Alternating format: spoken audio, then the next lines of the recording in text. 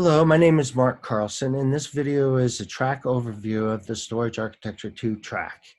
My name is Mark Carlson. I'm from Kioxia, and I co-chair the Technical Council.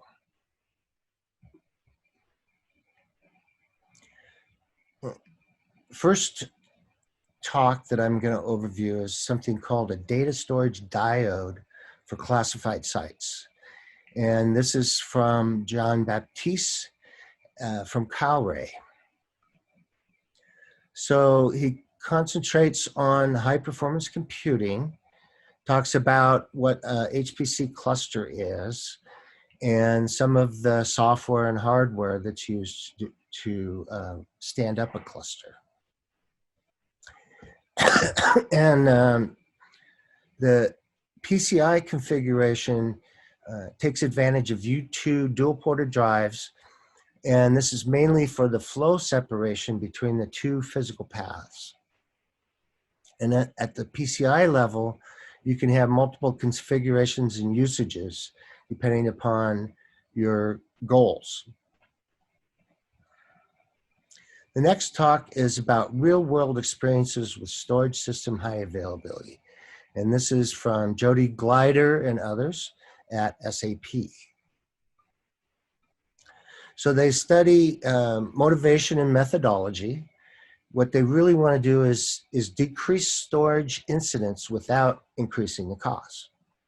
So their methodology was to extend the RCA analysis to study them as a group. So they're looking at RCAs for storage and its incidents over a 2.5-year period. They collected them spanning 2,000 plus storage systems with a total capacity of 200 petabytes. And each RCA was analyzed to find common categories of root cause or contributing factors.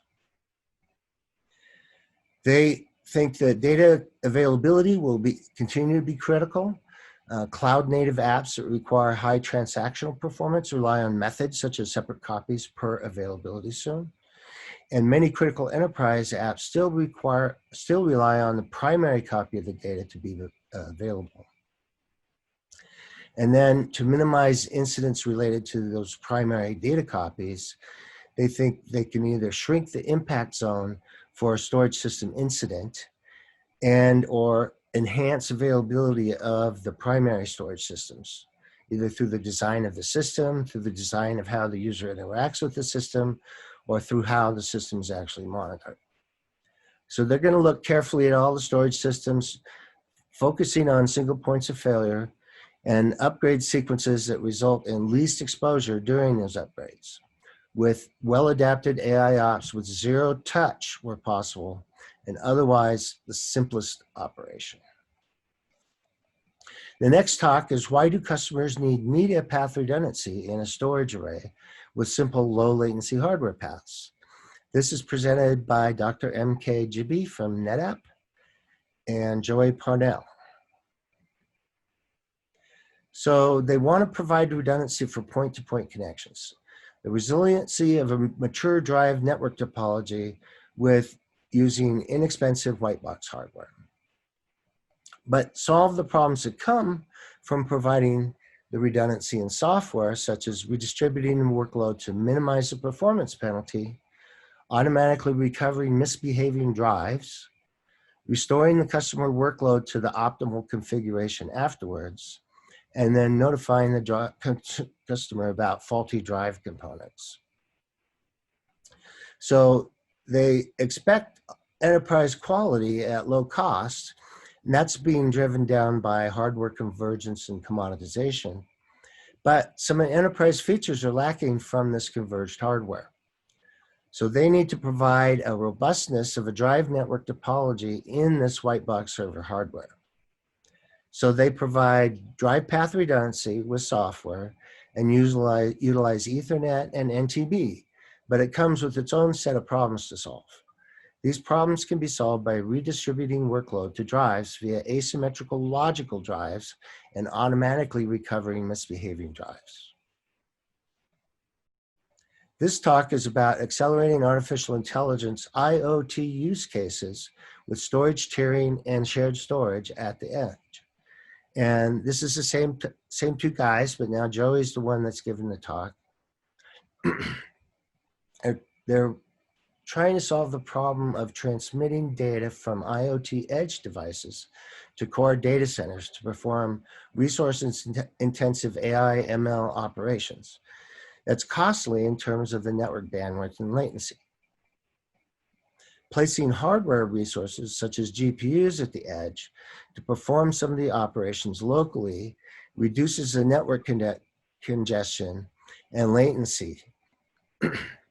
So this presentation is an overview of that concept of moving stuff to the edge to reduce the networking bandwidth and latency required between the cloud and the edge, if you will.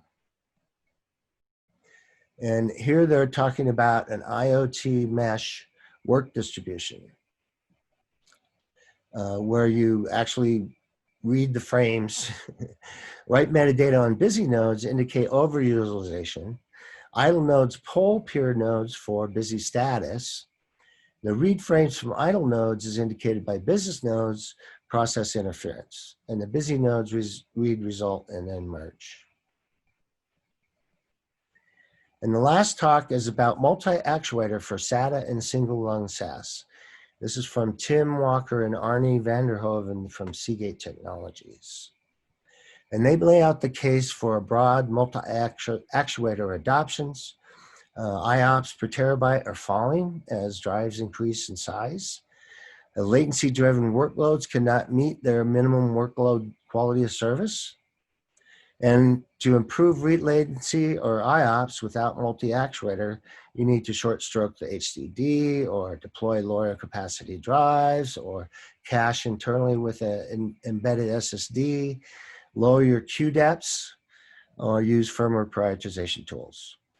And all these have trade-offs and diminishing returns.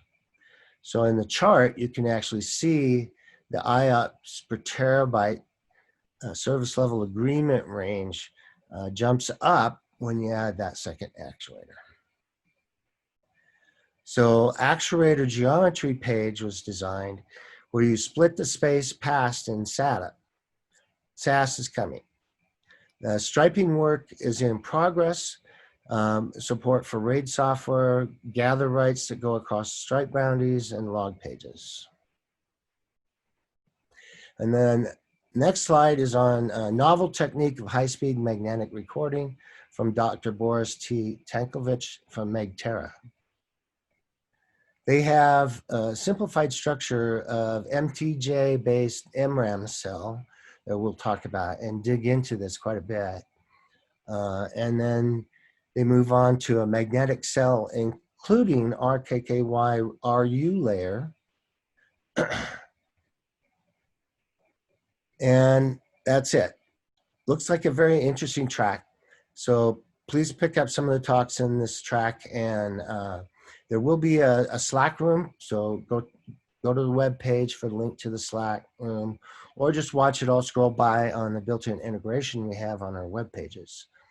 Definitely check out the Birds of Feather live sessions, and then be sure to rate each session you watch. You'll see a box under the video. You want to get an introduction to virtual SDC, please watch the video that's linked there. Enjoy the SDC virtual event.